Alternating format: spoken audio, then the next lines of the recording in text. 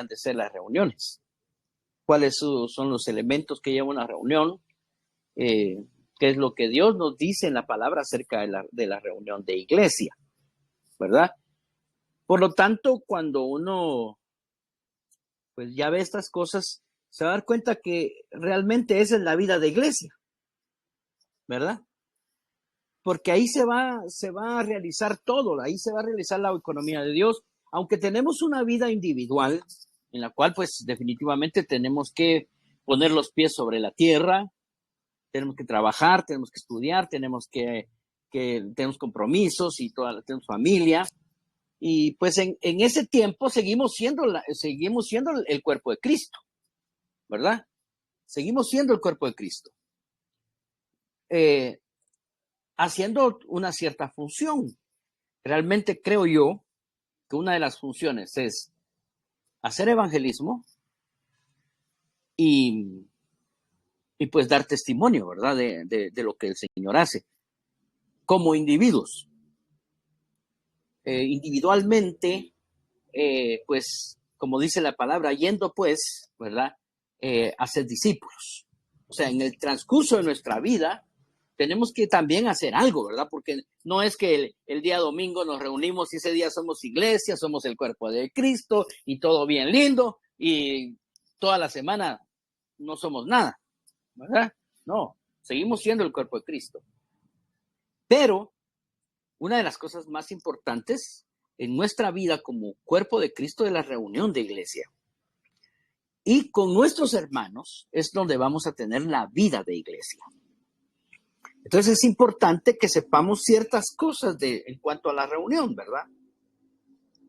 Ahorita antes de que se conectaran, estaba yo recordando muchas cosas que una persona que fue muy importante en mi vida, como una persona que me enseñó de la Biblia, fue un pastor.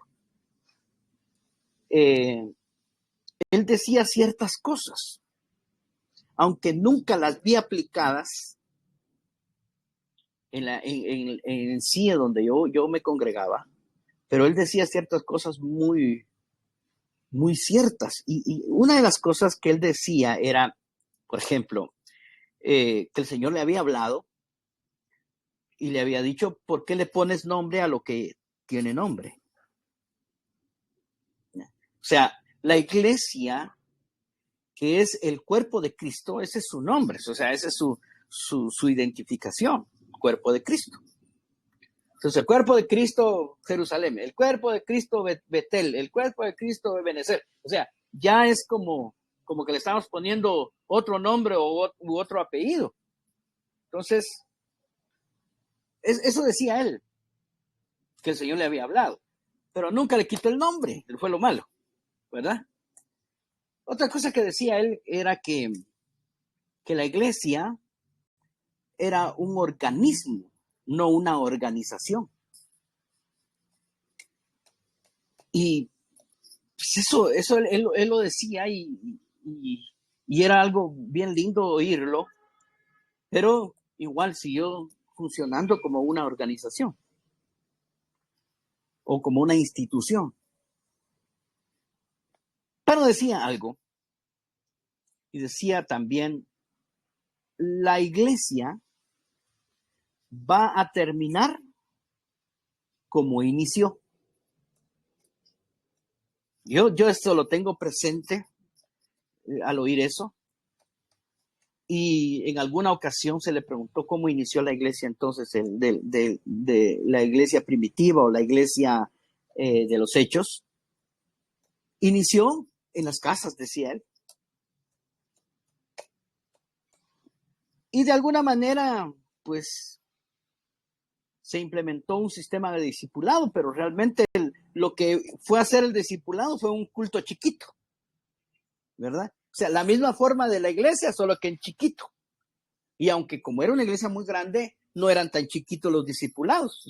Habían discipulados hasta de 50 gentes. O sea, era... Entonces hacían... O sea, el día de discipulado era otro culto, pues. No era realmente como había iniciado la iglesia. Entonces, fueron tres cosas que dijo él, dijo este este varón de Dios, que yo creo que era un gran hombre y un gran siervo de Dios, pero tal vez nunca, o no era el tiempo, o no tuvo la fuerza como para poder hacer de una iglesia tan grande, hacerla orgánica. Entonces, recordando esto estaba yo, o sea, por el tema que les traigo, que es la reunión de iglesia.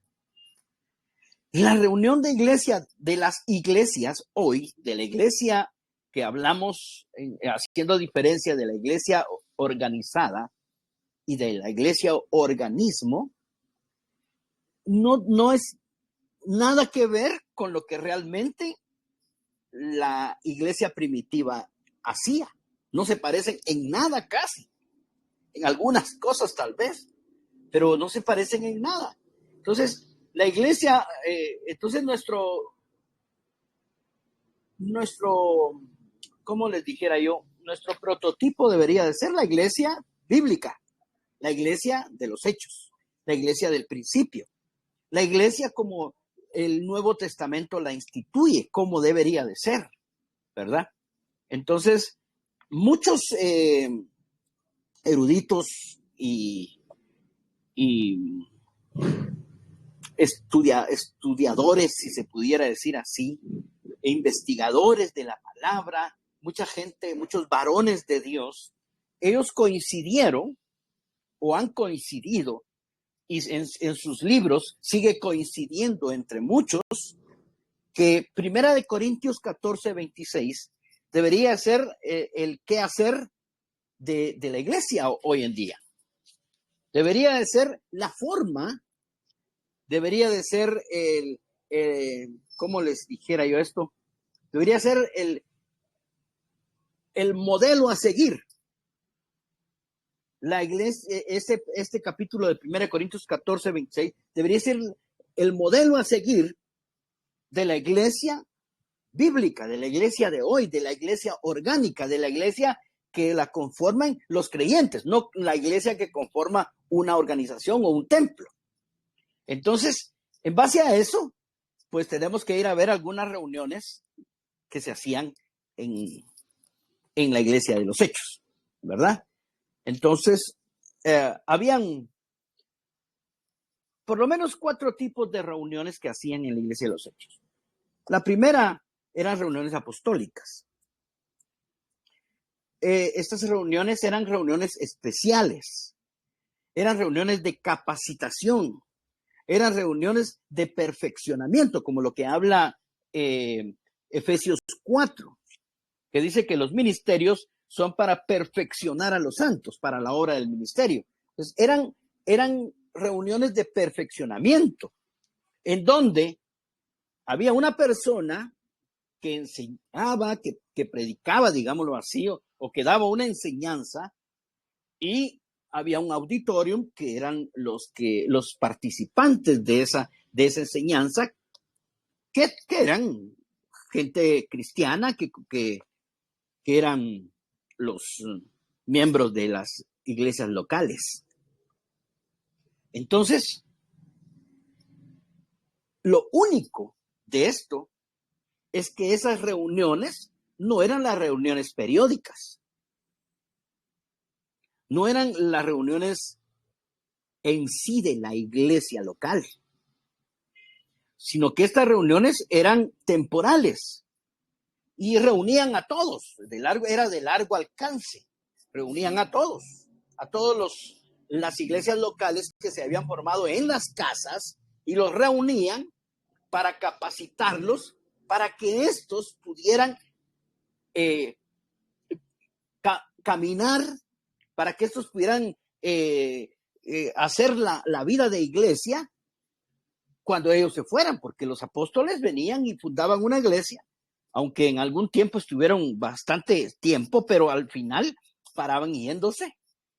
Pero capacitaban a las iglesias para que funcionaran sin la conducción de un, ¿qué les dijera yo? De una persona específica, ¿verdad? De una autoridad, de dejarles alguna autoridad o alguien que los dominara o alguien que que los guiara un líder, una cosa así, sino que los prepararon para que la iglesia como cuerpo, ella sola se dirigiera y se encaminara, ¿verdad? De estas reuniones, hay algunas que les quiero mencionar, de estas reuniones apostólicas. Por ejemplo, Hechos 5, si me acompañan a Hechos,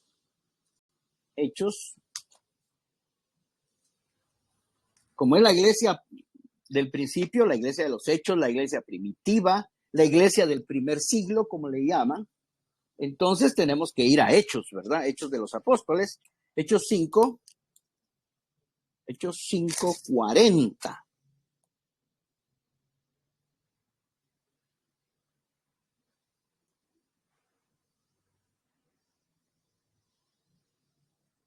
Dice,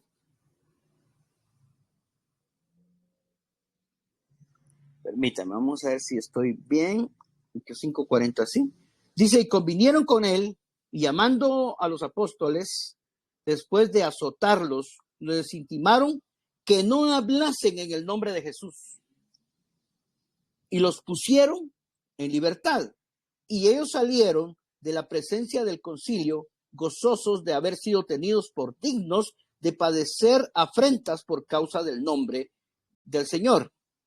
Y todos los días en el templo y por las casas, o sea, habían dos tipos de reuniones, por el templo y por las casas, no cesaban de enseñar y predicar a Jesucristo.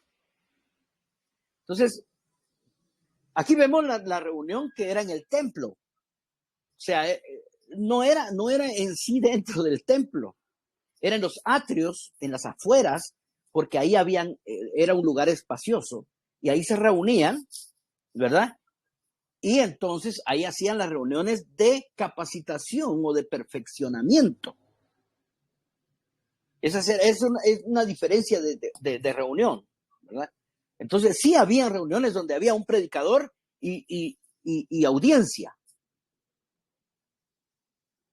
pero no eran de siempre, eran temporales. Eso quiero enfatizar, que eran temporales.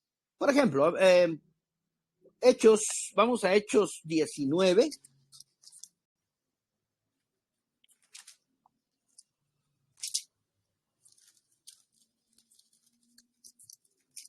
Yo sé que ustedes creen todo esto, pero quiero dejarles las citas para que ustedes tengan también sus documentos en su cuaderno y todo, tengan este tipo de citas. Hechos 19:9.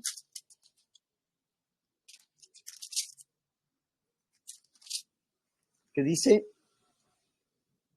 pero endureciéndose algunos, no creyendo, maldicieron el camino de delante de la multitud. Se apartó Pablo de ellos y separó a los discípulos, discutiendo cada día en la escuela de uno llamado Tirano. Así continuó por espacio de 2 años, de manera que todos los que habitaban en Asia, judíos y griegos, oyeron la palabra del Señor. O sea que había una capacitación de Pablo, porque Pablo en ese momento estaba fundando la iglesia de Éfeso. Y dice que lo sacaron y había un relajo ahí, ¿verdad? Entonces Pablo se tuvo que ir al lugar a la escuela, dice aquí, de Tirano. Pues se supone, y no hay muchos datos de este Tirano, que era el dueño de un lugar, de un local, ¿verdad? Y entonces ahí se reunían, y entonces Pablo capacitó por 2 años a la iglesia. Lo único es que había reuniones en el templo y en las casas. Pero aquí lo que estamos viendo son las reuniones de capacitación, donde Pablo predicaba y el cuerpo de Cristo escuchaba. Entonces, era en la escuela de Tirano. Así continuó por espacio de 2 años, dice. O sea que en 2 años sí les estuvo dando, porque Pablo un día los abandonó. O sea, no los abandonó, se tuvo que ir a seguir haciendo la obra, pues.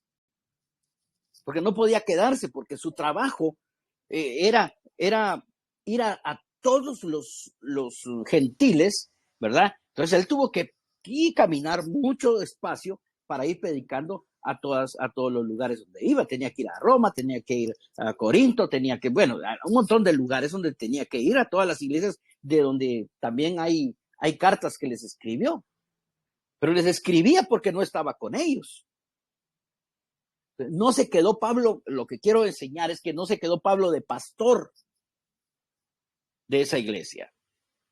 Él los capacitaba y así hacían los demás apóstoles, capacitaban y luego seguían su camino porque esa es la tarea del apóstol, ¿verdad?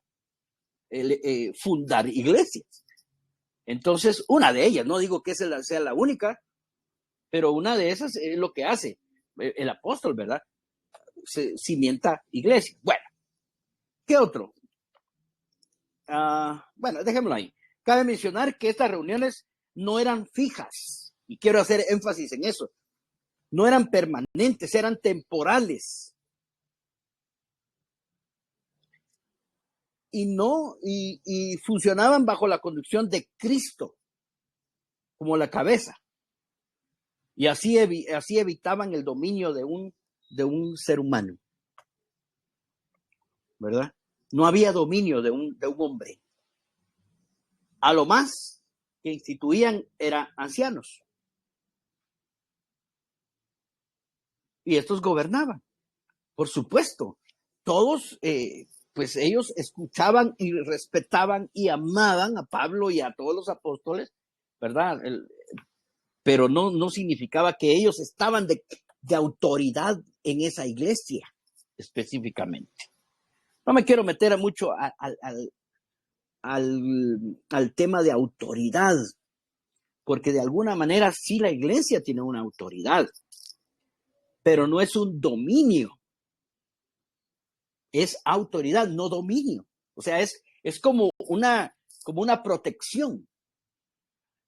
La autoridad sería como un paraguas, digamos, que protege de la lluvia, pues, pero no un paraguas para agarrarlos a palazos para que hagan lo que yo quiero, pues. O sea, a paraguasos sería en ese caso, ¿verdad?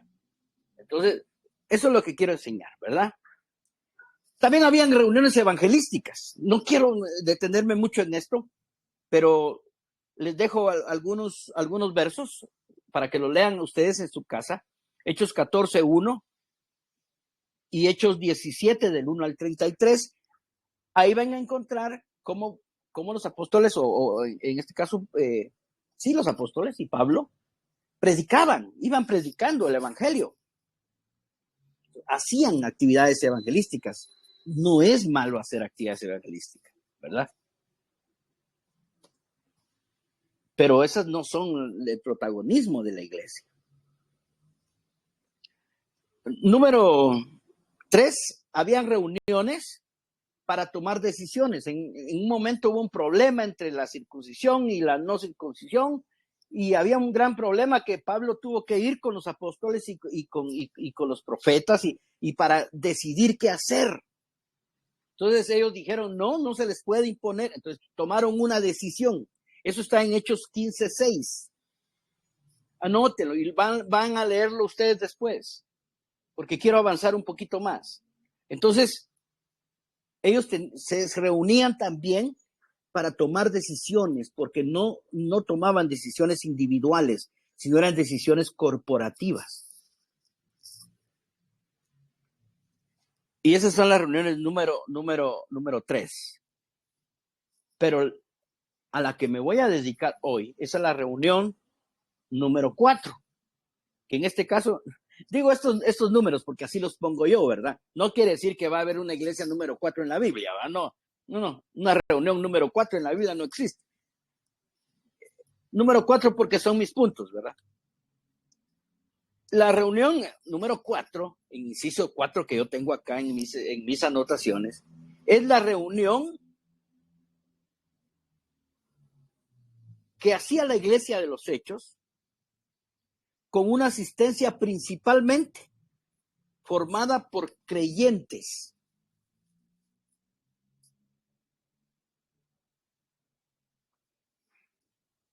Y aunque a veces En 1 Corintios 14 vamos a leer eso también, que a veces habían incrédulos en una reunión, pero eso no marcaba el enfoque de la reunión.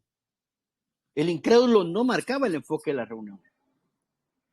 Quien marcaba el enfoque de la reunión eran los creyentes en la iglesia local. Es importante eso, hermano, porque esa iglesia local esa ya era en las casas de la iglesia que le estaba hablando yo, de cómo iba a terminar la iglesia, que decía esta persona, este pastor, decía, la iglesia va a terminar como empezó.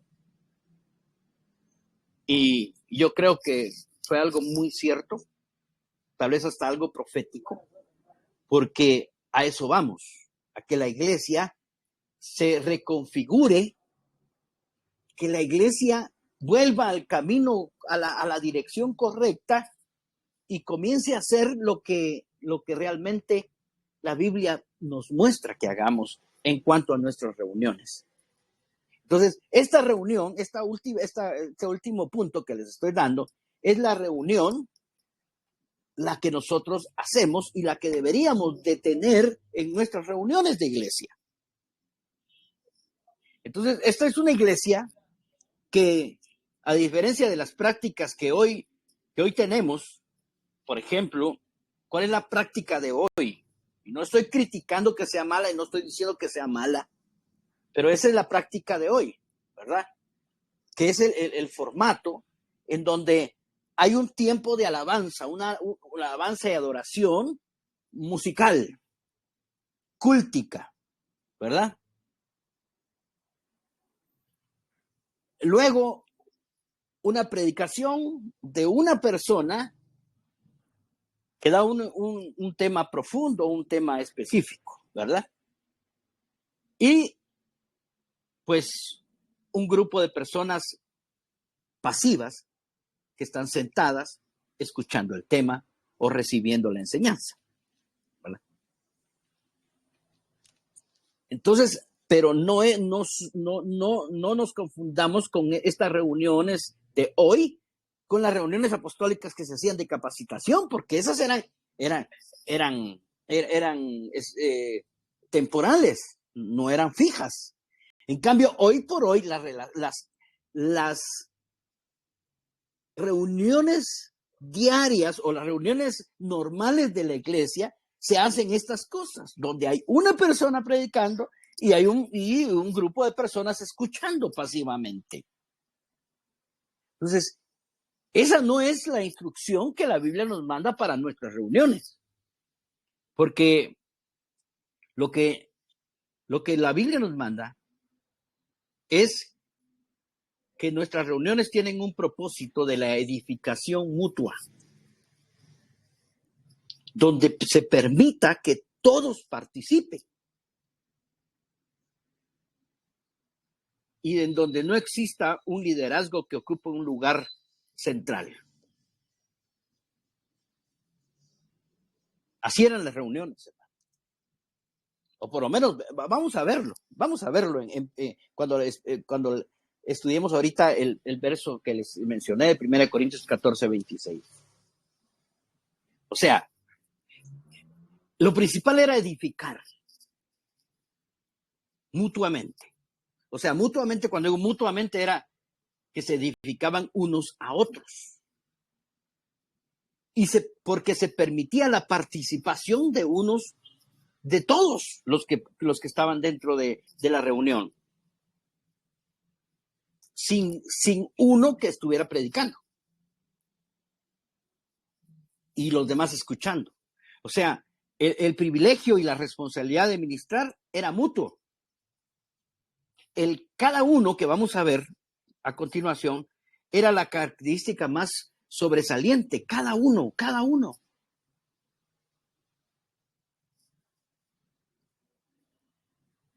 Y cuando hablé acerca de que la alabanza y todo esto, no estoy diciendo que la iglesia de los Hechos no alababa, claro que sí.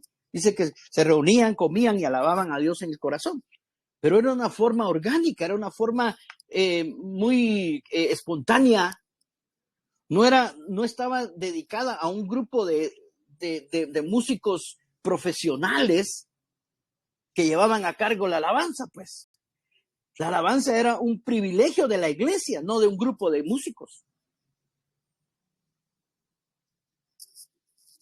Entonces, ese era, no estoy diciendo, también había una enseñanza, sí, pero la enseñanza no la daba uno, la daban, se edificaban todos. Ya lo vamos a ver. Entonces, en la iglesia de los Hechos, cada uno desempeñaba un papel activo. ¿Sabe por qué es lo terrible de ser solo una audiencia que escucha? Que no crece. No se crece. Aunque me digan, sí, yo escucho, yo tengo mis apuntes. No se crece, hermano. Se crece hasta que usted agarra la Biblia y la estudia y comienza a experimentar lo que la Biblia dice. Y se comienza a crecer cuando usted comienza a dar. La Biblia dice que es mejor dar que recibir. Lastimosamente, ese mejor dar que recibir se ha enseñado solo en cuanto al dinero. Pero aquí, la vida de iglesia nos enseña que es mejor dar. O sea, ¿qué me enseñaban a mí, por ejemplo, en las iglesias institucionales que yo estuve? Primero que, mire, había una cosa que me cargaba sobremanera. Yo trabajaba en el área de la alabanza, pero me decían, a veces en broma y muchas veces en serio, queremos ver a Dios, me decía. Porque la responsabilidad de ustedes es hacer bajar la presencia de Dios. Entonces, cada vez que yo pasaba a ministrar la alabanza, hermano, era una carga terrible para mí. Era terrible eso, hermano, porque tenía la responsabilidad que Dios bajara, como hacía Elías, que hacía descender fuego del cielo, hermano. Mire, hermano, era una cosa terrible para mí. Que yo decía, Dios mío, baja, porque si no me van a apedrear aquí, pues porque si no hay presencia tuya, esta gente me va a sacar de aquí, voy a perder mi trabajo, voy a perder todo, pues. Porque créame que habían algunos que no había mucha unción y esos no eran muy apreciados, fíjese. Había uno que le decían el bombero. ¿Y por qué decían el bombero? Porque apagaba cualquier fuego que hubiera. Si había un poco de fuego en el culto, pues él venía y metía un coro que hacía que apagara todo. Y se perdía la presencia de Dios. Eso era algo terrible. En cambio, en la iglesia orgánica, hermano, dice que Dios alaba en medio de la congregación con nosotros. Y que Dios está ahí. Y dice, mire, donde 2 o 3 se reúnen en mi nombre, ahí está Dios. Hay 2 formas de entenderlo. Y una es que donde 2 o 3 se reúnen, Dios visita y ahí está. Bueno, excelente. Si 2 o 3 se reúnen en su nombre, no necesitan estar cantando 1 hora. Solamente con reunirse en el nombre del Señor, Él va a estar ahí. Esa es una explicación. Pero hay una más tremenda, hermano. Dice, porque donde 2 o 3 se reúnen, ahí está Dios. O sea, Dios está en los 2 o 3. ¿Por qué le digo esto? Porque nosotros como cuerpo de Cristo, ¿somos Cristo o no? Entonces, ahí está Dios. Entonces, con un hermano o 2 o 3 hermanos que estén ahí, con ellos tengo a Dios ahí. No tengo que esforzarme 1 hora y media, hermano. Miren, eran cultos de hasta 2 horas, hermano. Que estaba uno intentando ahí, y no, este coro sí, este no, este sí, este no, este va a apagar, este va a encender, este va a traer a la presencia de Dios, este no. Era una cosa terrible, hermano. Como si nosotros tuviéramos la potestad de hacer bajar la gloria o la presencia de Dios, teniéndola en medio de nosotros. Otra cosa que me enseñaban era que yo tenía que ir a la iglesia a recibir, para que le decían, tiene que ir a cargar baterías. Quiere decir que durante toda la semana la batería se descargaba. O sea, no se hacía nada, pues. Y entonces el día domingo había que ir a cargar baterías para que la batería le aguantara. Por lo menos ya el sábado en la tarde ya usted ya estaba en rojo con la batería. Cuando, hermanos, mi intención de ir a la iglesia debería de ser el ir a dar, no ir a recibir. Que aunque le digo, como hay edificación mutua, se recibe. Pero usted no va solo, no, voy a ir así como los pájaros, ¿verdad? Los pichoncitos, que solo abren la boca y la mamá estaba a tirarle la comida en el pico, pues. Y ellos solo lo único que tienen que hacer es masticar y comer. No, hermano. O sea, tenemos una responsabilidad de ir a dar. O sea que sus baterías deberían de estar a 100 para irlas a descargar en todo lo que va a ir a dar. O sea, tal vez al revés funcionaría esto, hermano. Pero como de todos modos usted lo edifican, entonces sus baterías siempre van a estar cargadas, pues. Entonces, esa eran las reuniones. Pero como usted se estará cuestionando ahí, bueno, entonces, ¿cómo lo vemos bíblicamente? Entonces, vayamos a 1 Corintios 14, 26.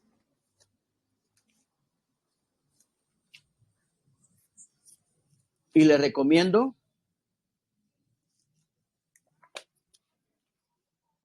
que lea todo 1 Corintios. Antes de leer 14, 26, usted ahí está en 1 Corintios 14. Solo quiero hacerlo de una forma diferente. Voy a darles el final. Y leamos 1 Corintios 14, 37 y 38.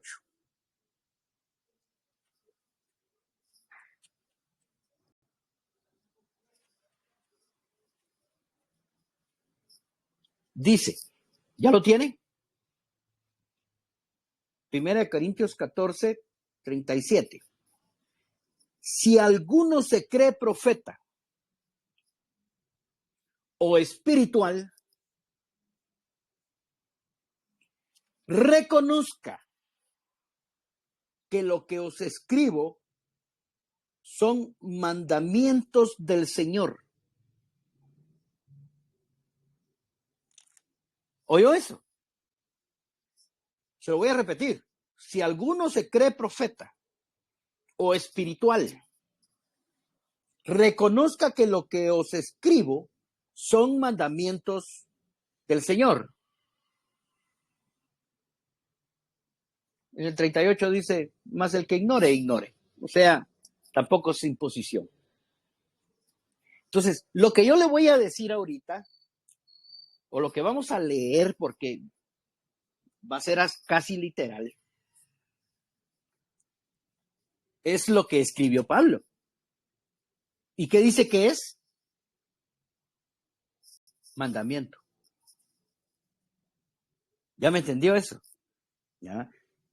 Reconozca.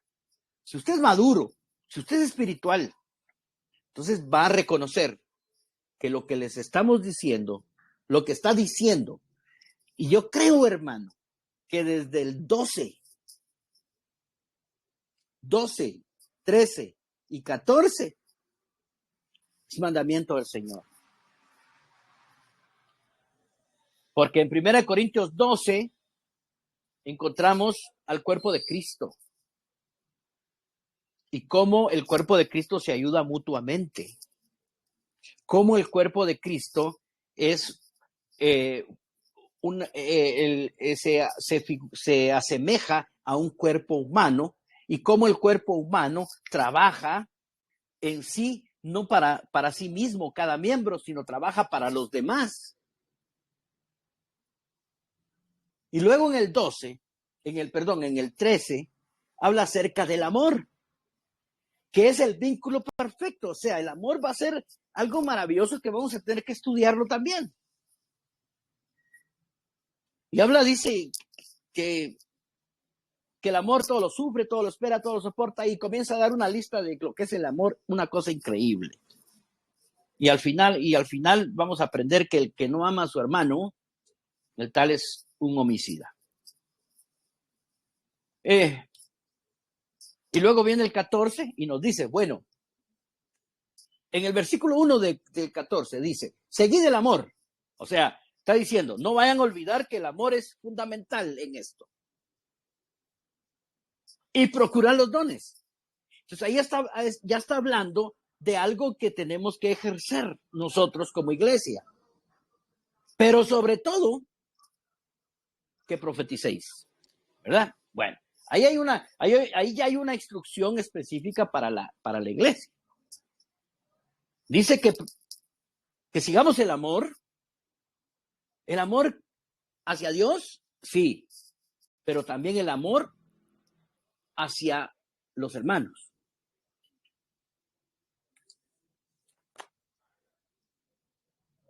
Procurar los dones. O sea, cada uno como miembro tiene una función, hermano. Entonces dice, procuren funcionar dentro de la iglesia. Procuren hacerlo. Hagan su mayor esfuerzo por hacerlo. En algo tienen que funcionar. No es posible que haya un miembro que no haga nada, a menos que ya esté herido, que ya esté casi muerto, que ya esté desahuciado, ¿verdad? Puede ser que haya eso. Que haya una persona ya solo con un riñón, bueno, ya ese otro riñón ya murió. Puede ser que haya alguien sin una mano, pues ya no tiene el otro. Pero mientras tanto, mientras usted es miembro de un cuerpo, funcione. Eso es lo que estoy diciendo. Los dones son esenciales en la edificación del cuerpo de Cristo.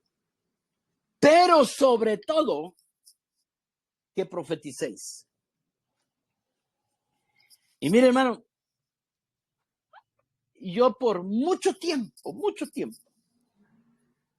años de años, décadas, creí que profetizar era como lo hacían en una congregación donde yo estuve.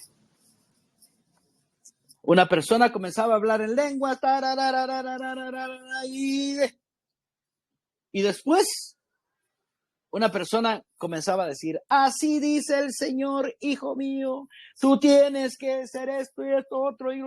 Y hasta habían formas específicas de hacerlo y gritos y cosas, ademanes y muchas cosas de hacerlo.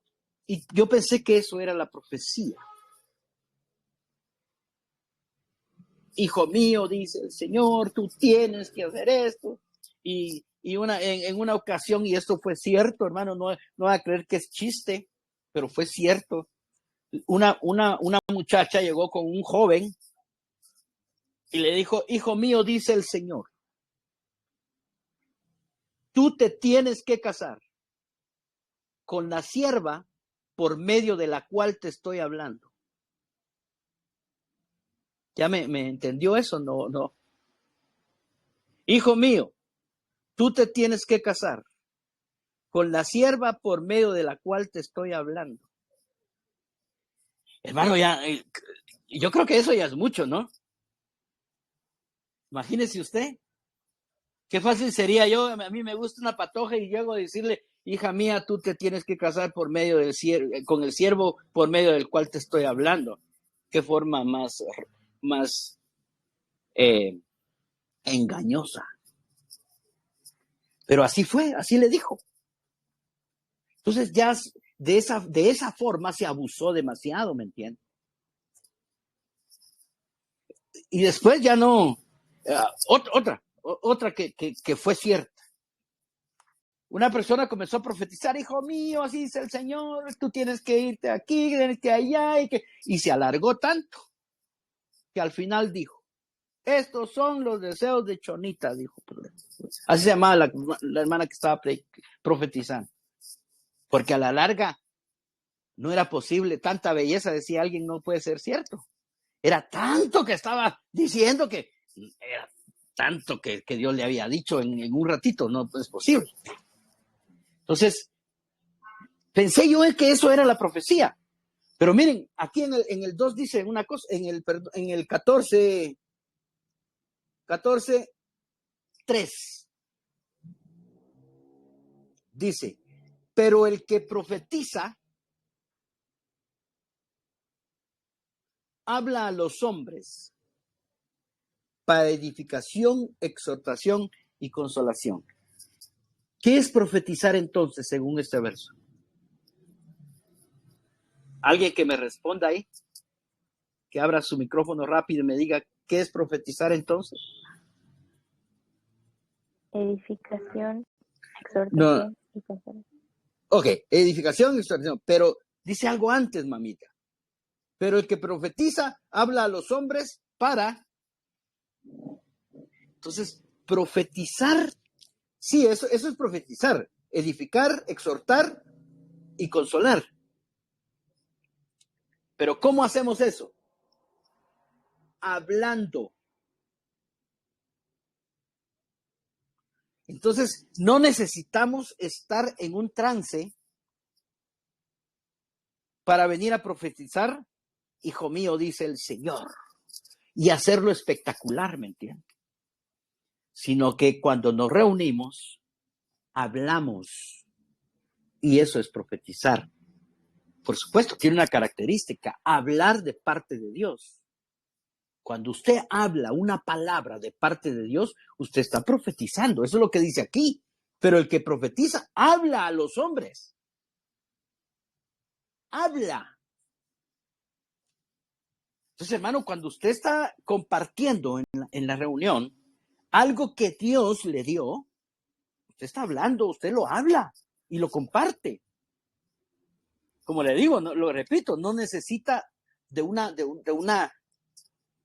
un trance espiritual o algún llorar o alguna cuestión así, no, simplemente usted dice, miren hermanos, yo creo que el Señor me dijo esto y esto y esto y pues esto es lo que quiero decirles, pues. Eso es profetizar. Dicho esto, vayamos a 1 Corintios 14, 26. Esto es realmente la reunión de iglesia.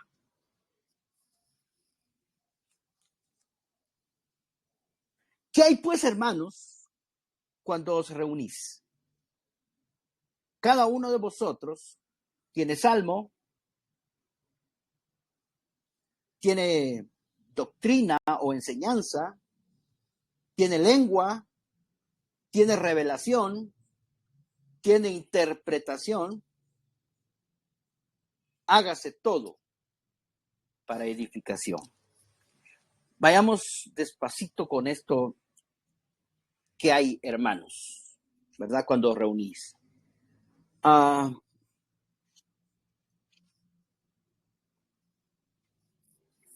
Si nosotros leemos, hay una Biblia, que si no estoy mal es la Biblia de las Américas, la que dice, ¿qué hay pues que hacer, hermanos, cuando reunís? ¿Qué hay que hacer, hermanos, cuando reunís? Con esa forma, ¿qué hay que hacer cuando reunís? cambia todo el sentido de este verso. Porque si decimos qué hay que hacer cuando reunís, y ustedes lo van a leer, incluso las versiones, ¿cómo se le llama a estas versiones que son como, por ejemplo, Dios habla hoy, la Biblia al día, la Biblia, la Nueva Traducción Viviente? Hay un montón de versiones que ya tienen un vocabulario como más, tal vez más claro, ¿verdad? De lo que se quiere decir, pero a veces puede cambiar el sentido, hermano, de las cosas. Cuando dice, ¿qué hay? ¿Qué hay, pues, hermanos? Aunque hay muchas Biblias que lo dicen, ¿qué hay, pues, hermanos? Muchos lo interpretan como, ¿qué hay que hacer, pues, hermanos? Ese ¿qué hay, hermanos? No es un qué hacer, porque si no, lo que pasa es que nos estamos apegando a que lo que sigue es un programa o un itinerario. Bueno, oigan la mala interpretación. Si yo digo, ¿qué hay que hacer, pues, hermanos, cuando os reunís? Entonces vengo yo y digo, hermanos, tenemos que tener salmo. Número 1, salmo. Número 2, enseñanza. Número 3, revelación. Número 4, lenguas.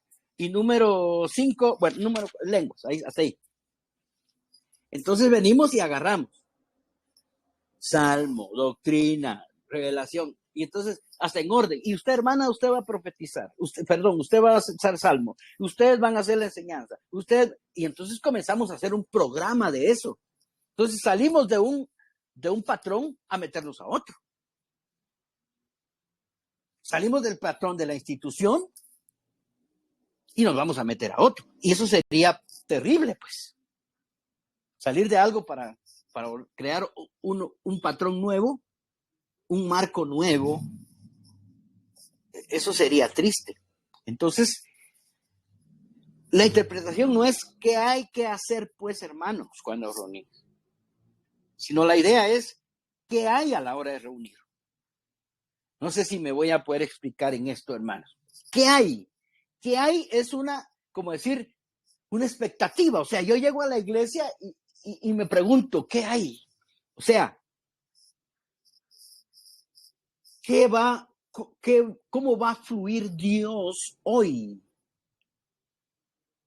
No podemos ir con un programa, sino que vamos con ¿qué hay? O sea, ¿qué hay? ¿Qué va a pasar hoy? ¿Qué va a hacer el Señor hoy? No sabemos qué va a hacer el Señor hoy. Pero de alguna manera va a haber alguien que va a interpretar el corazón de Dios y va a comenzar la reunión. No precisamente con salmo como con el orden de acá. Esto no es un orden lo que está dando, sino es lo que posiblemente pueda fluir. Puede ser que empiece con una enseñanza, puede ser que se empiece con una revelación, o puede ser que se empiece con un mensaje en lenguas. No necesariamente tiene que iniciar con salmo. Ese es el error que hemos cometido. Como dice Salmo, empecemos con alabanza. Y nos metemos al patrón otra vez de la alabanza. Y después, la enseñanza. Y como nadie habla en lenguas, eso lo omitimos. No, eso no se da. ¿Verdad? Y nos quedamos con un salmo y una enseñanza. Entonces estamos haciendo lo mismo.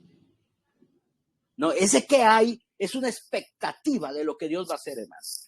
Debemos ir con un espíritu sensible para recibir lo que Dios quiera hacer.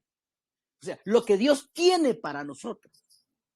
y lo que Dios quiere que yo comparta. Como lo miro así como muy serio hoy, entonces quiero que tome su lápiz y su papel y que escriba esto que le voy a enseñar ahorita, que le voy a dictar. Todavía no escriba. ¿Qué hay? Pues, hermanos, significa ¿qué hay? Nos pide discernir qué quiere el Señor dar ese día. Si usted es una persona estudiosa, probablemente pueda llevar 1, 2 o hasta 3 temas ese día, que no sepa ni qué dar de ese día.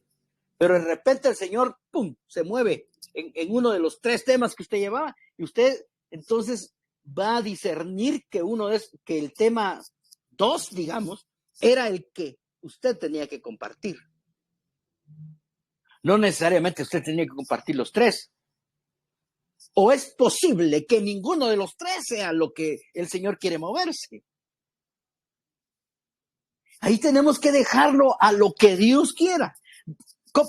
Escriba esto, hermano, que le voy a dictar porque me parece algo sumamente interesante para entender qué hay. En cada reunión, eso sí, escríbalo, en cada reunión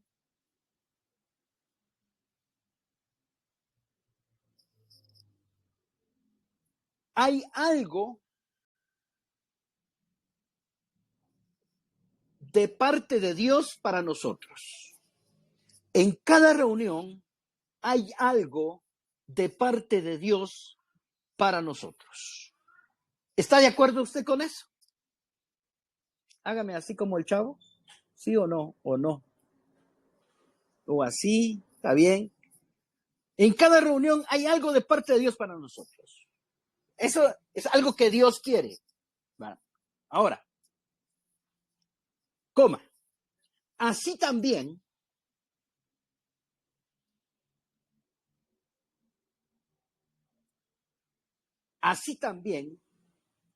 en cada reunión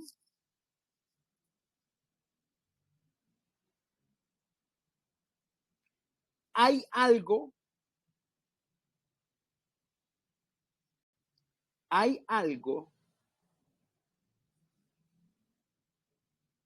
que Dios quiere que aportemos.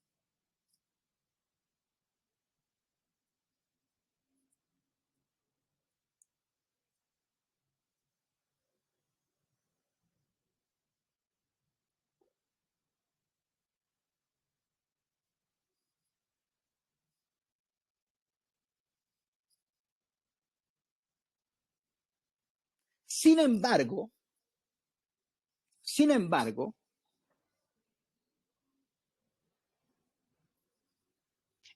es Dios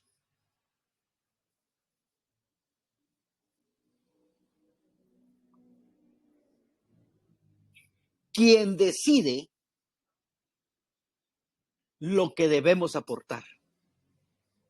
Sin embargo, es Dios el que decide lo que debemos aportar. Mire, hermano, a mí me enseñó mucho esto y me aclaró mucho esto. En cada reunión hay algo de parte de Dios para nosotros. Porque cuando se reúne la iglesia, el cuerpo de Cristo, Dios está ahí. Y Dios va a hacer algo para nosotros. Y Dios va a hacer algo que nos va a edificar. Ahora, así también en cada reunión hay algo que Él quiere que nosotros edifiquemos, que nosotros demos, aportemos. Eso nos lleva a un compromiso, hermano, de tener siempre algo que aportar. ¿Verdad? O sea, no podemos ir en blanco, hermano, a una reunión.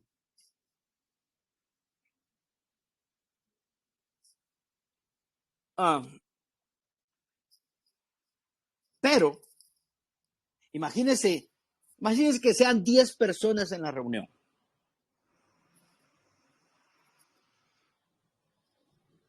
Es poco factible que todas todas coincidan en el mismo tema, ¿sí o no? ¿Verdad? Difícil. Entonces, quiere decir que van a haber 10 personas que llevan diferente aporte.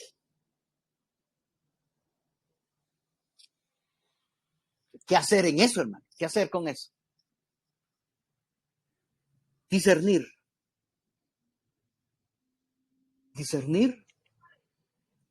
lo que de todos, que todos llevan, de lo que todos llevan. Discernir qué es lo que Dios quiere ministrarnos ese día.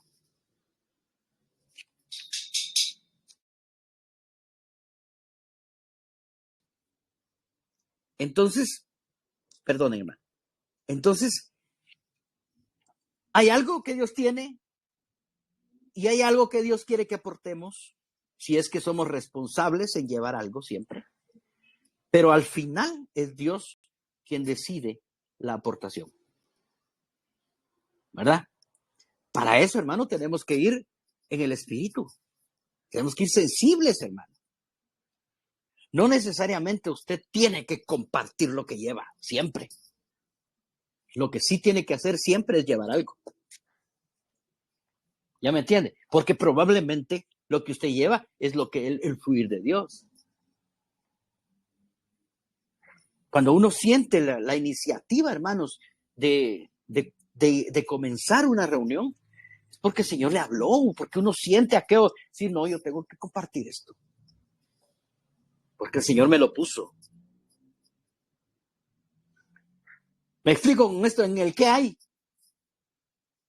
No es un programa, hermano. No es algo que debe hacerse número 1, número 2, número 3, número 4, número 5. Y si no se hicieron todos, no fue una buena reunión. No, hermano. Puede ser que, Señor, de una de esas 4 cosas se mueva en una, pues. Eso es lo orgánico, eso es lo maravilloso de esto, hermano. Que no hay programas. Pero sí hay que estar sensible al discernimiento, a discernir lo que Dios quiere moverse en ese momento. ¿Qué hay? Entonces es una expectativa, no sabemos, pero es bonito tener expectativa, ¿sí o no? Entonces usted va con expectativa de que el Señor se va a mover en esa reunión. Y eso es algo maravilloso. Y, bueno, y usted va con el aporte suyo. Usted trae. Si ese día no se utilizó, tal vez será otro día. Pero si ese día Dios quería ese tema, pues ese día usted comparte eso. ¿Verdad? Ese es el ¿qué hay? No es un itinerario. Es una expectativa de lo que Dios tiene para nosotros en cada reunión. ¿Amén? Bueno, entonces sigue. ¿Qué hay pues, hermanos, cuando reunís? Ahí viene otra parte. Cada uno de vosotros tiene. Aquí viene la responsabilidad del creyente, hermano. Cada uno. No dice, tiene uno, Salmo, tiene uno. No, dice, cada uno. Quiere decir que todos los que estamos reunidos debemos de tener algo que ir a dar, hermano. Esa es una responsabilidad que usted, hoy en este momento, yo se la pongo como carga a usted. No vaya a la reunión de iglesia sin llevar algo, hermano. En figura en el Antiguo Testamento, ningún sacerdote se presentaba sin llevar una ofrenda.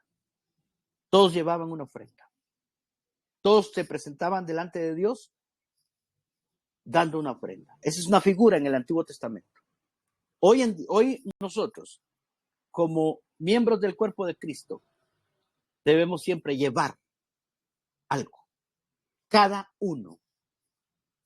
No dice algunos, no dice los líderes, no dice el más dotado, no, cada uno.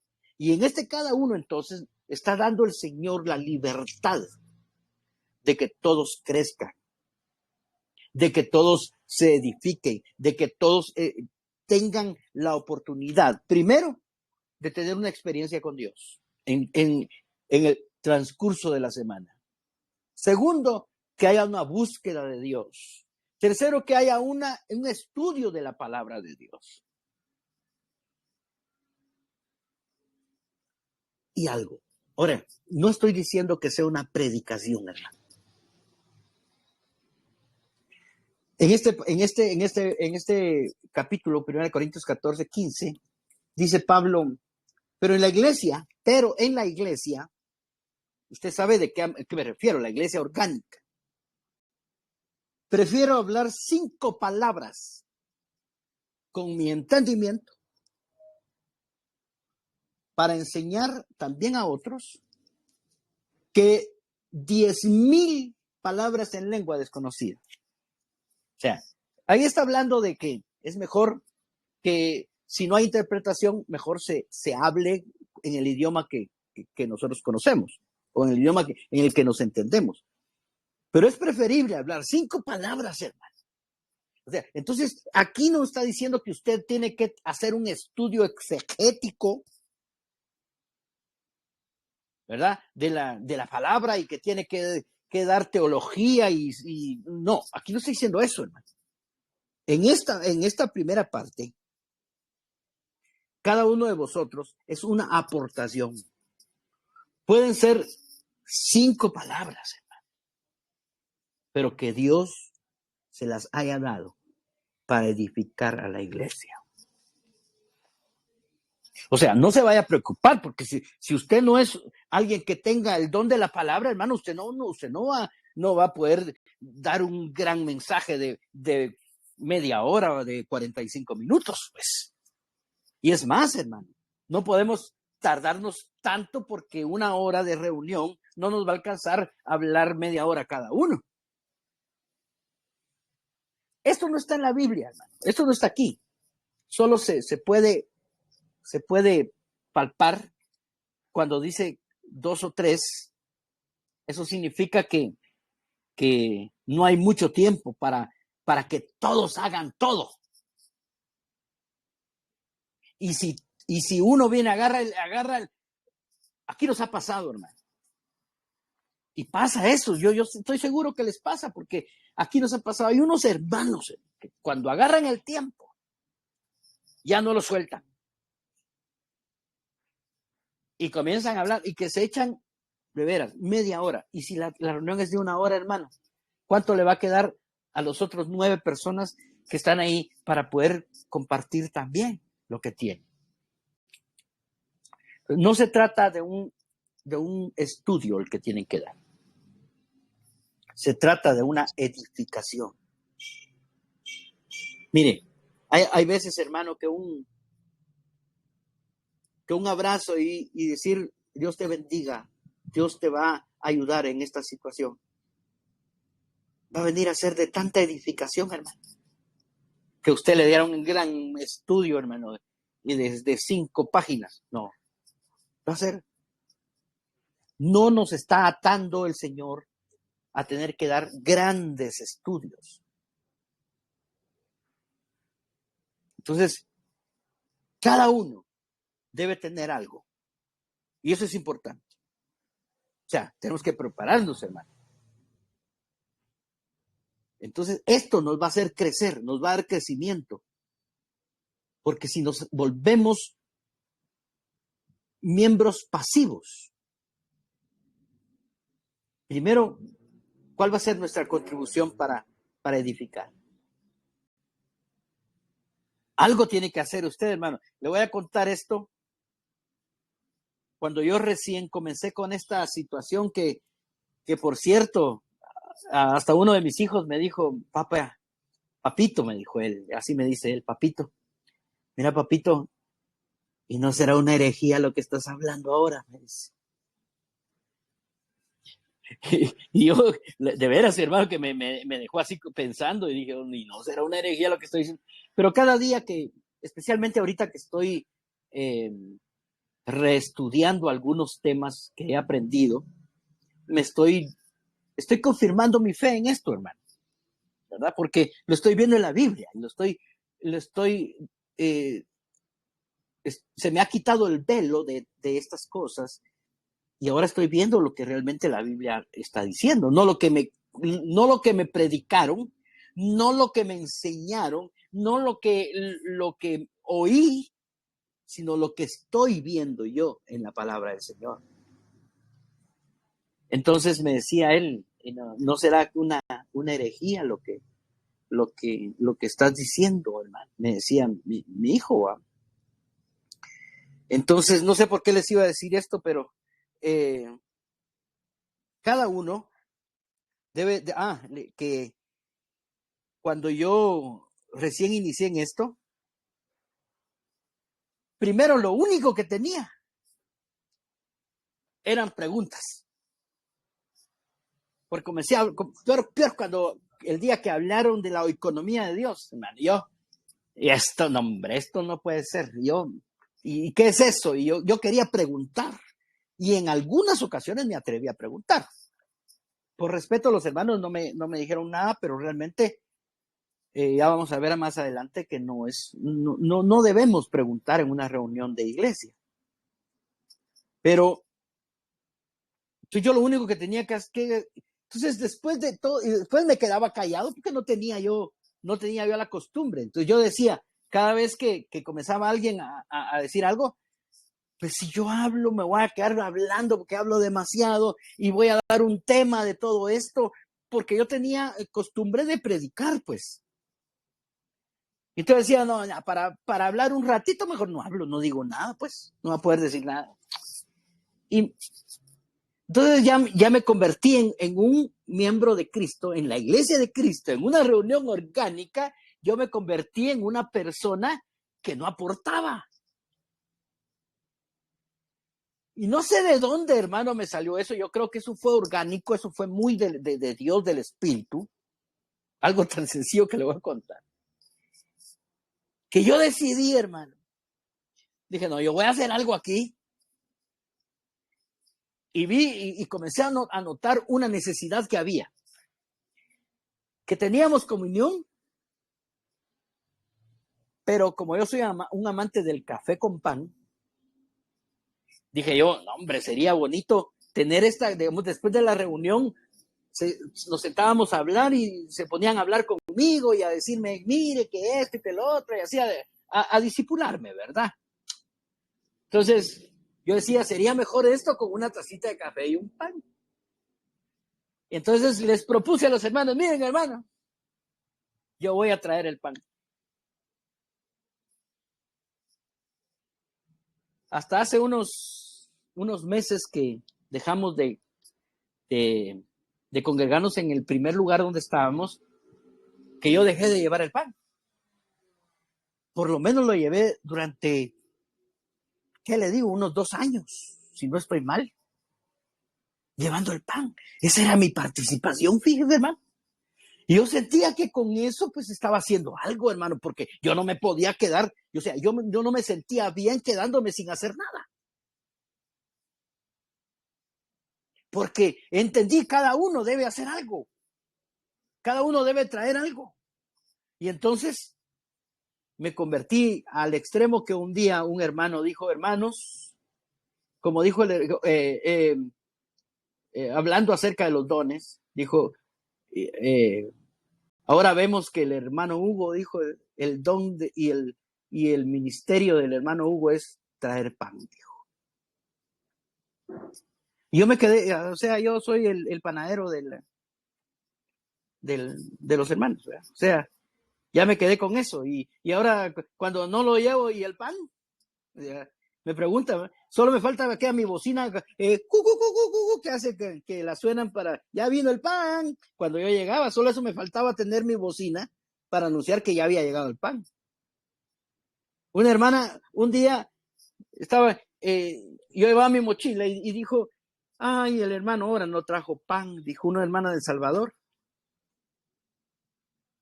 Y yo sí llevaba mi pan en la mochila, hermano. Y le saco una bolsa de de champurradas. No, hombre, o sea, porque yo no faltaba con eso, era mi contribución, hermano. Si usted no tiene nada que dar, no, pues, no creo que no tenga nada que dar. Busque, hermano. Busque qué hacer.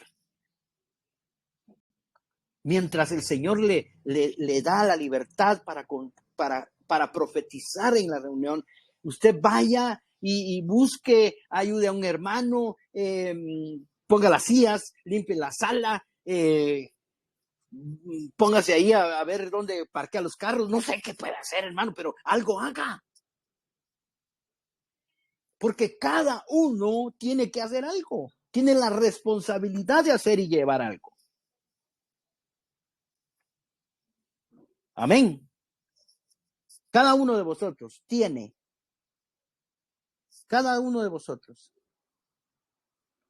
es responsable de tener algo para el cuerpo de Cristo, para la edificación. ¿Qué es lo que la Biblia dice que hay que tener? Comienza con Salmo. Bueno, esto se lo voy a decir, pero realmente también debe moverse de una forma orgánica, ¿verdad? Por ejemplo, el Salmo. ¿Qué es un Salmo, hermano? Realmente. Aunque hay de los 150 salmos escritos en la Biblia, hay muchísimos cantos que se han hecho de esos salmos, que nos bendicen, nos han bendecido. Los salmos que se cantan nos bendicen y todo. Pero en sí el salmo, si ustedes ven los salmos, las características y sobre todo, que si Dios hubiera querido que cantáramos los salmos, nos hubiera dejado las partituras, hermano. ¿Sabe qué es una partitura, verdad? La partitura es donde está escrita la música. Entonces se hace toda la escritura musical y sobre cada nota se pone la letra de que uno quiere, y entonces de esa manera se puede hacer. Hoy por hoy la escritura musical es universal, o sea que bien hubiera podido el Señor dejar esa escritura universal y dejarnos los salmos con todas sus partituras, pues. Pero no era interesante eso, hermano. Sino lo interesante de los salmos es que David lo que expresa fue su experiencia con Dios. Hermano, David incluso marca en los salmos hasta sus pecados, hermano. Yo no sé si usted se atrevería a escribir un salmo expresando sus pecados y sus aberraciones y sus malos sentimientos y todo eso. Pero los salmos, esos son. Lo único, hermano, es que dice, ¿verdad? Yo estaba metido en este hoyo, estaba en el lodo, estaba mal, había matado, porque David, no crea usted que se afama mucho a David, y es un hombre que Dios ama, y Dios amó, pero realmente David ni siquiera fue un buen padre, hermano. Todos sus hijos se le perdieron. Fueron malos hijos realmente. Creo que tengo mejores hijos yo. No, son mentiras. Pero sí es verdad. Pero todos sus hijos, mire, uno de ellos le quiso quitar el reino y se lo quitó. Otro violó a su hermana, a su propia hermana.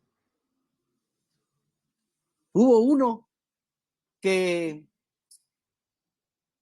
tuvo 1000 mujeres y que a todas las amó, dice.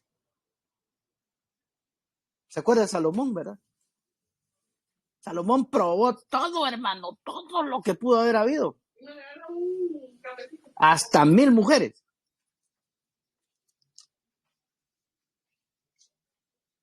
Entonces David expresaba todo eso en sus salmos.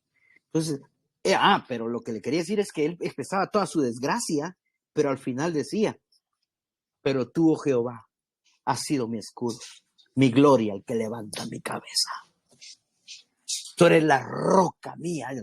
Terminaba con unas expresiones maravillosas, hermano, de su experiencia personal con Dios. O sea, de sus desaciertos, si se puede decir esa palabra, de sus errores, de su pecado. Hablaba de su pecado y su maldad, pero exaltaba la bondad de Dios. De una forma muy poética. Entonces, un salmo hoy, y de los salmos que nos habla la Biblia, hermano, no son los 150 para cantarlos o para recitarlos solamente, porque esa no fue su experiencia. O esa no es su experiencia. No es mi experiencia. Puede ser que algún salmo se adapte a mi experiencia y yo pueda adoptarlo para venir y hacer una canción. Pero probablemente no. Entonces, ¿yo qué tengo que hacer, hermano? Yo expreso mi experiencia. Entonces, un salmo, a la larga, lo más importante de un salmo es expresar mi experiencia como un testimonio. Pero bien dicho. Porque David lo decía bien bonito, hermano. Salmear es como decir poesía, pues. Usted sabe que una...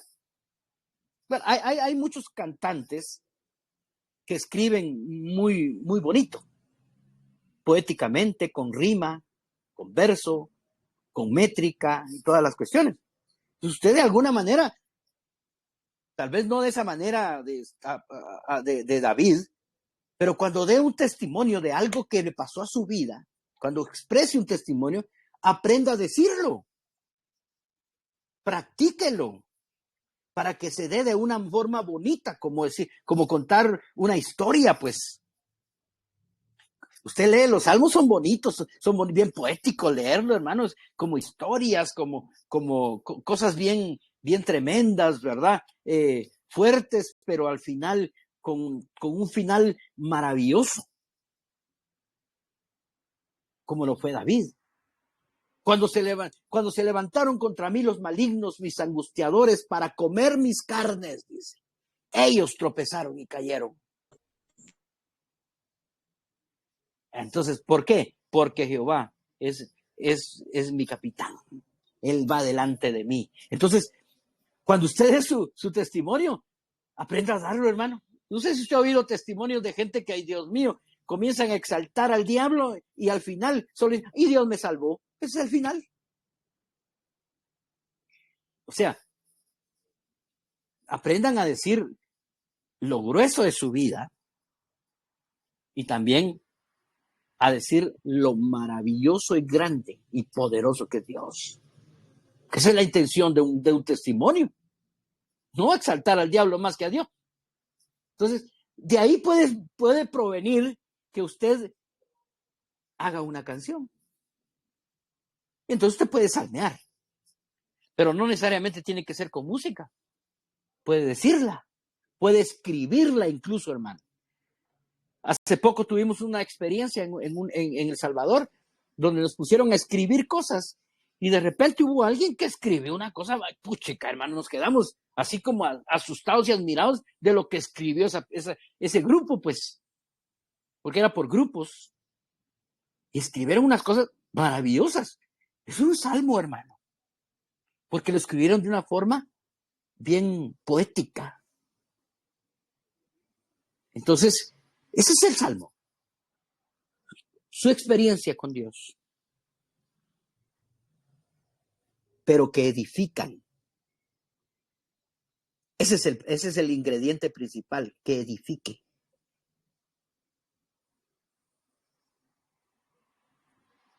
No que usted vaya a contar, sí, dice que mi marido me pega y que he pasado momentos difíciles y ahora me sigue pegando, fíjese, eso no va a edificar, hermano.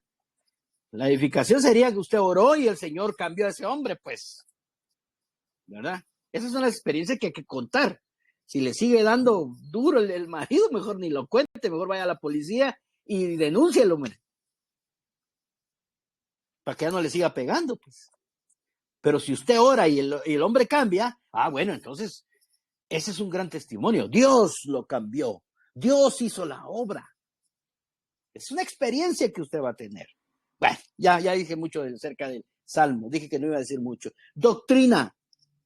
¿Tiene alguna doctrina?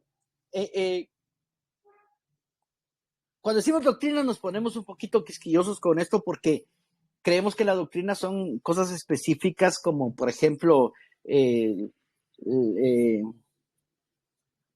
la doctrina de la prosperidad, por ejemplo, que son cosas que han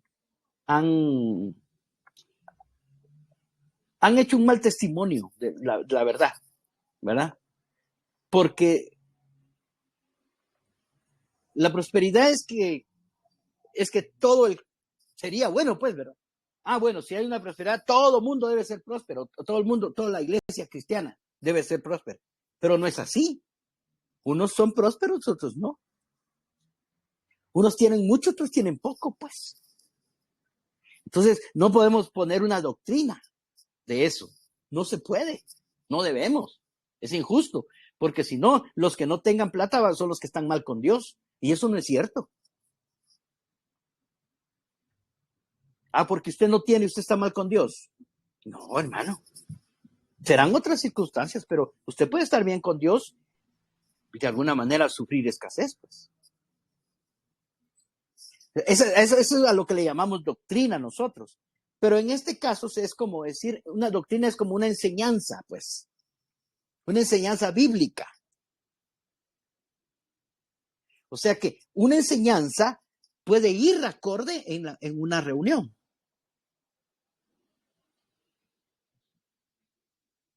El día que usted diga, mire hermanos, yo tengo una enseñanza y me voy a tomar unos 5 minutos para dar esta enseñanza. Yo aprendí esto, hermano. Un día un hermano me dijo, porque estábamos protestando porque en una predicación nos estaban dando solamente 30 minutos para predicar y como nosotros éramos de largometraje, ¿verdad? 1 hora, hora y media para predicar, como ahorita yo, ya me pasé. Entonces, estábamos alegando por eso. Y vino un hermano muy querido, me dijo, mira, Huito,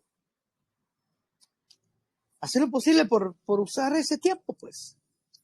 Porque lo que no puedes decir en 5 minutos, no lo vas a decir en 2 horas, me dijo. O sea, uno tiene que aprender a decir las cosas breves, ¿verdad? Yo aquí estoy alargando porque realmente tengo que llenar una clase, pues. Esta es una clase. Esto no estoy en una reunión orgánica. Yo tengo que llenar ciertos contenidos, ¿verdad? Y que si yo les doy media hora, ustedes van a decir, ay, se le acabó al hermano, entonces ya para qué tanto esfuerzo para que 5 minutos me esté hablando. Entonces, para que usted no me vaya a decir eso, entonces yo le estoy dando buen tiempo. Entonces, pero la enseñanza puede ser un día, usted agarra algo, pero o sea, la enseñanza está acorde a lo que quiere Dios que se haga en una reunión. Pero la enseñanza debe estar precedida del estudio de la palabra.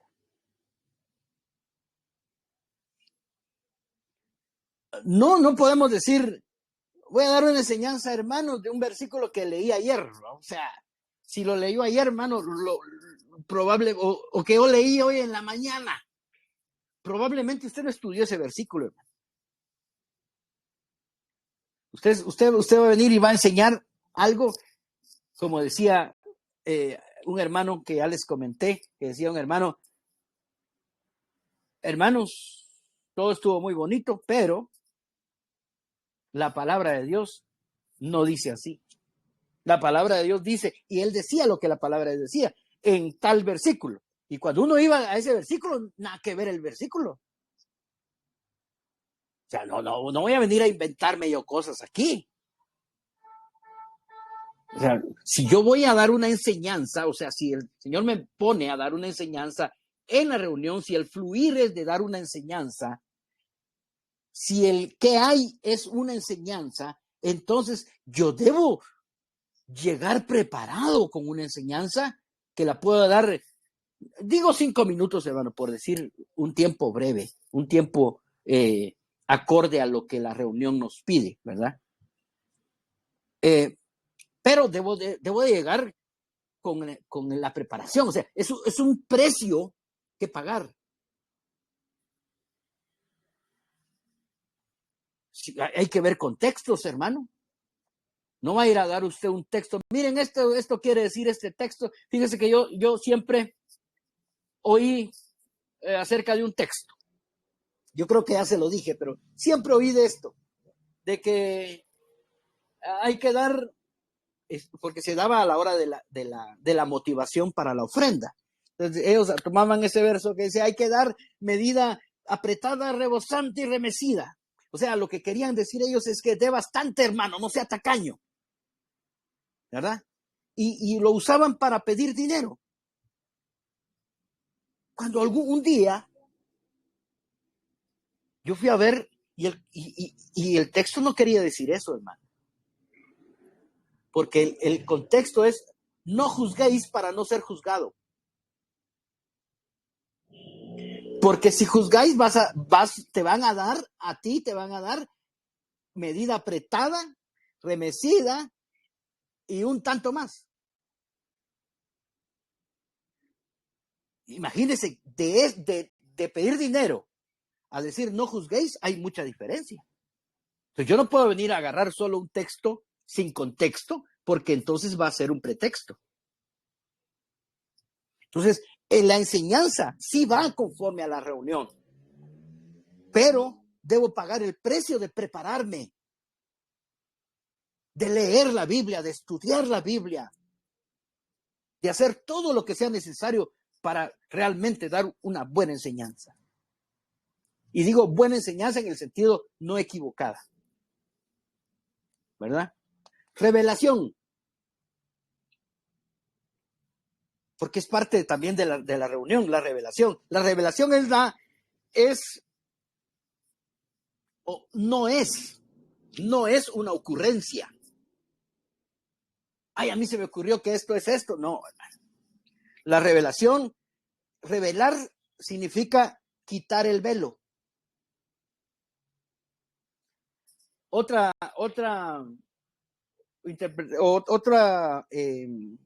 concepto de revelación es ver como Dios ve.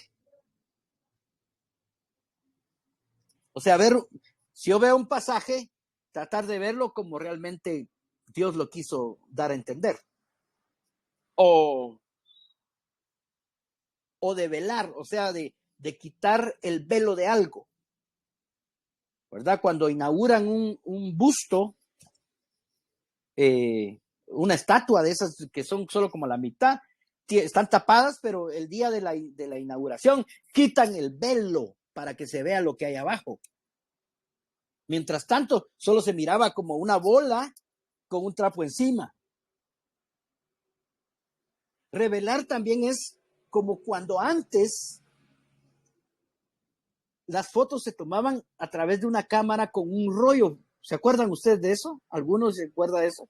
Era un rollo de una cinta. Entonces, esa cinta, tomaban las fotos, eran 12 o 24. Y se agarraban las 12. Se agarraba el rollo y se llevaba a un lugar para revelarlos. Si uno sacaba, antes de irlo a revelar, se arruinaba. Pero algunas veces tuve la curiosidad de hacerlo. Y cuando saqué el rollo, se miraba ahí. Y como uno reconocía la silueta, ¿verdad? Y uno lo ponía a la luz y uno miraba la silueta, pero realmente no miraba cosas muy específicas realmente. Solo se miraba la silueta, la cara así como blanca, no se miraban ojos, nariz ni boca, sino solamente puntitos. El vestido que se tenía no se miraba bien, pero si era blanco y negro, pues no. Pero cuando ya se mandaban a revelar, ya se veía una fotografía como tal. Eso es revelar. Entonces, hay veces, hermano, que uno lee muchas cosas. Toca el timbre, porfa. uno lee algo, muchas veces lo ha leído y lo ha leído, pero hay un día, hermano, que de tanto leerlo, a uno le alumbra ese versículo y dice, no, hombre, como no había visto esto, si así es. Esa es una revelación, o sea, ver algo ya con más claridad, hermano. Algo con lo que realmente quiere decir Dios. Es una revelación. Entonces, también está descrito en la reunión que debemos de tener revelación. O sea, de repente, hermano, usted podría decir, yo he compartido, cuando a mí se me reveló el versículo, por ejemplo, que dice Romanos 8:28, creo que es, si no estoy mal, pero si no me perdonan, que dice, a los que aman a Dios, todas las cosas les ayudan a bien. Cuando Dios me enseñó eso, yo estaba pasando una situación bien difícil, hermano. Entonces yo dije, el Señor me dijo, todo te va a ayudar a bien. Y entonces yo le pregunté, ¿hasta esto que estoy pasando? ¿Hasta esto que estás pasando? ¿Es todo? Hermano, y entonces yo entendí que en ese momento que yo estaba pasando algo fuerte y si seguía viendo eso fuerte iba a seguir sufriendo y amargándome. Pero que si yo cambiaba mi mirada a ver el bien que venía, entonces eso iba a ser diferente. Esa para mí fue una revelación, hermano. Se la conté en 2 minutos. O sea, puede haber una revelación. Señor, miren, hermanos, a mí el Señor me habló en esto, y ¡pam! Dar una revelación, ¿verdad? También esto requiere de un precio, hermano. Porque mientras más nos metemos con Dios, más oramos, más leemos la Biblia. Porque ¿de dónde va a venir revelación si no tenemos Biblia? ¿De dónde va a venir? Antes nos decían, ¿de dónde va a venir un rema si no hay un logos? O sea, ¿cómo Dios va a poder revelar a alguien que no lee la Biblia? Algo. No se puede, o sea, hay un precio que pagar. Intimidad con Dios, comunión con Dios, estudio de la palabra, sensibilidad en el espíritu y muchas cosas. Entonces, ¡pum!, Dios va a alumbrar, hermano. Esto es una revelación. Hablar en lenguas. Aquí lo que podemos notar, hermano, es que el Señor dice que hayan dones en la reunión, que se muevan los dones en la reunión. Dice que alguno lenguas, pues que hable si hay interpretación, si no, mejor que se calle, ¿verdad? Pero en este momento lo que está enfatizando es que los dones se deben mover en la reunión. También podemos, si alguien tiene el don de ciencia, si alguien tiene el don de hacer milagros, si alguien tiene el don de fe, si alguien puede utilizarlo, pero para edificar. O sea, pídale a Dios, hermanos, dice que procuremos los mejores dones, procuremos los dones, hermano. Tienen que moverse los dones en la iglesia. Deben moverse los dones en la iglesia. Entonces, no son lo único, no son lo principal, ¿verdad? Porque todo aquí es principal, todo aquí es necesario, pero deben moverse los dones. Y por último, todo que se haga para edificación, ¿verdad? Edificar no es demostrar cuánto tenemos de Dios. Edificar significa construir mutuamente a la iglesia. Tal vez va a haber un tema que se llame específicamente solo cómo edificar, pero por hoy lo dejo con esto.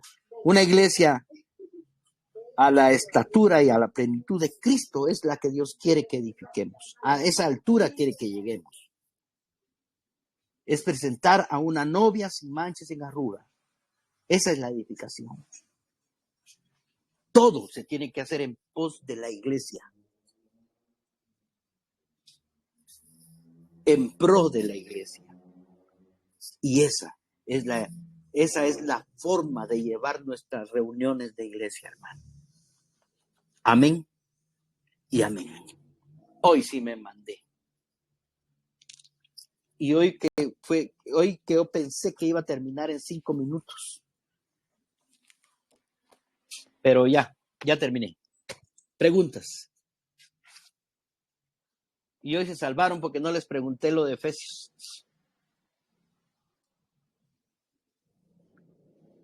¿Hay alguna pregunta, hermanos? ¿Hay algún tiempo para compartir? Sí, hermano, definitivamente. Compartir me está hablando acerca de la comunión. Sí, o sea, la reunión en sí es basada en 1 Corintios 14:26, la reunión de iglesia. Pero al final de la reunión es compartir el pan, como en los Hechos. Compartían el pan, ¿verdad? Pero también tenía su reunión de compartir el pan espiritual. Entonces, no debemos de ser como hoy en día en las reuniones, que solo termina el servicio o antes de que se termine ya la gente se está saliendo de la iglesia. Eso es lo común. Yo lo vi porque yo trabajé en iglesias en donde antes de que terminara la reunión ya la gente se estaba saliendo. Por muchas razones, que por el parqueo, que porque el bus se iba, o que por esto, por lo otro, pero se iban antes, o sea, no había comunión. Entonces, al terminar nuestra reunión, que no deben de ser muy largas, tenemos el tiempo de comunión, de tomarnos un café, de comernos un pan, pues, o sea, y de compartir nosotros. Tal vez ahí podríamos hasta desglosar más lo que se habló o compartir lo que usted llevaba pero ya no lo habló o edificarlo, ayudar, orar por alguien o platicar, mire cómo están. O sea, no es, aunque no estoy diciendo que no se pueda, no es para, bueno, vamos a jugar fútbol. O sea, no, el compartir ahí es donde yo voy a conocer a mis hermanos. En la reunión no conozco a mis hermanos. En la comunión es cuando yo vengo y le cuento a mis hermanos, miren, no tengo trabajo, oren por mí porque ok, oremos pues, ¿verdad? Y platicar cómo estás, qué te duele, estás enfermo, está esto, o sea, conocerse, hermano, porque durante la semana tenemos que seguir haciendo el trabajo, ahí sí el trabajo y la función pastoral de ayudarse mutuamente, hermano. Si alguien no tiene trabajo, seguramente va a necesitar que le echemos la mano con alguna ayuda económica o alguna canasta de cosas para comer. Entonces, ¿cómo lo vamos a saber si no es en la comunión? Sí debe haber un tiempo de comunión, definitivamente. Amén. ¿Algo más? ¿Otra pregunta? Porque voy a batir el récord de hacerme las 2 horas.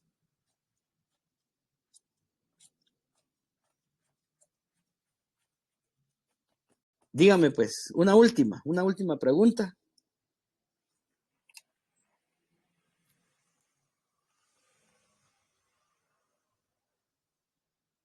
¿Estamos bien? Bueno, espero que me haya dado a entender con esto que compartí y que pues les sirva, hermanos, de algo y más que todo la responsabilidad. Para mí una de las cosas principales de todo lo que enseñé hoy es la responsabilidad que tenemos de hablar lo que realmente Dios quiere que hablemos, de profetizar lo que realmente Dios quiere que profeticemos, ¿verdad? En una reunión para edificación del cuerpo de Cristo. Amén. Y amén, pues. ya que no hay preguntas. Les voy a dejar una tarea para que